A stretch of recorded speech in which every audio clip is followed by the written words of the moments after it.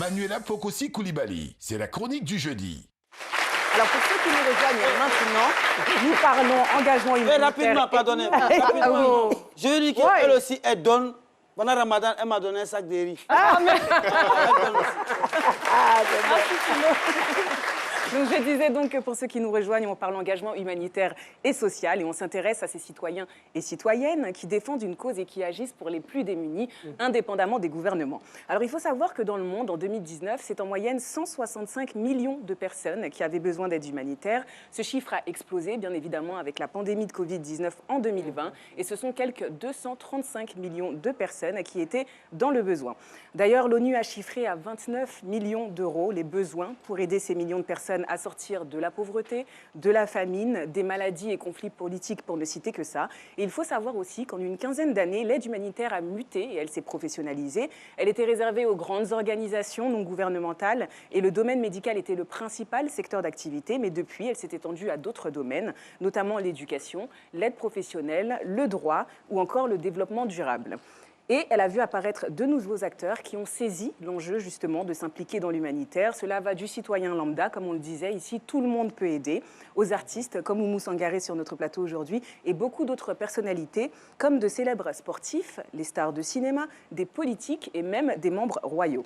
Alors ils sont nombreux à s'engager pour de multiples causes à travers leur propre fondation ou en devenant ambassadeurs de grandes ONG internationales. Et je voulais faire une petite précision, quand on pense humanitaire, on y associe très souvent le bénévolat, qui est bien entendu une base, parce qu'on aide avant tout par solidarité avec le cœur, mais il est possible de faire carrière dans ce domaine en pleine évolution. Comment? Eh bien en ciblant des postes de logisticiens, d'administrateurs de projets ou encore en visant toutes les activités du médical, car ce sont des professions particulièrement recherchées dans ce domaine. Aussi, sachez que le marché de l'emploi y est très sélectif, parce que les recruteurs privilégient l'expérience au diplôme. Il est donc bon de vous investir dans une association près de chez vous pour faire vos armes. On peut commencer avec rien.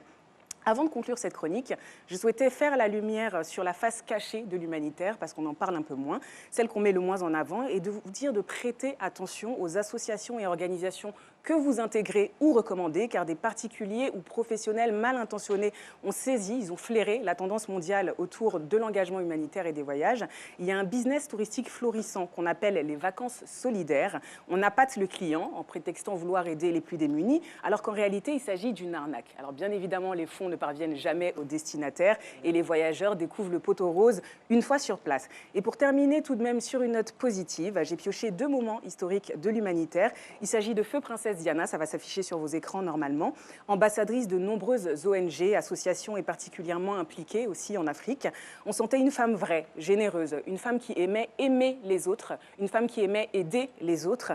Et elle a changé l'image du monde en 1987, l'image que le monde avait du sida, en serrant la main d'un patient atteint de la maladie à une époque où les gens avaient même peur de se trouver dans la même pièce que ces malades-là. Et en 1997, elle a récidivé dans son engagement contre les mines antipersonnelles. Elle a traversé sous les yeux du monde entier un champ de mines en Angola.